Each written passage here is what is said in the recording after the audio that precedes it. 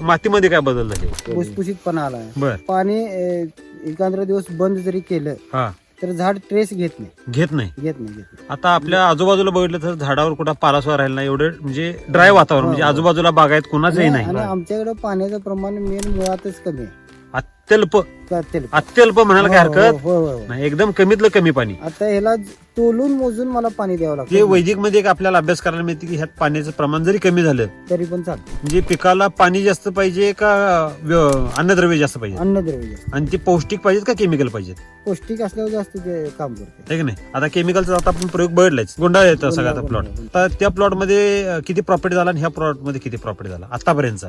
ते 14 गुंठ्याचा प्लॉट आहे. हम्म, त्याच्यात लय 35 ते 40 किलो काकडी निघते. निघत्या. हा, रोज. त्या प्लॉट मध्ये आता पैसे किती झाले टोटल? 20-30 हजार रुपये झाले असतील. 30-40 आणि खर्च? खर्च एक 10-15 हजार रुपये झाला. 15 घातले आणि 30 झाले, हा, डबल झाले. डबल झाले. आता ह्यात आपण किती घातले त्याच्यात मी 30 घातले आणि झाले? आता बदल 1.5 लाख केले. झाले म्हणजे किती पट झाले?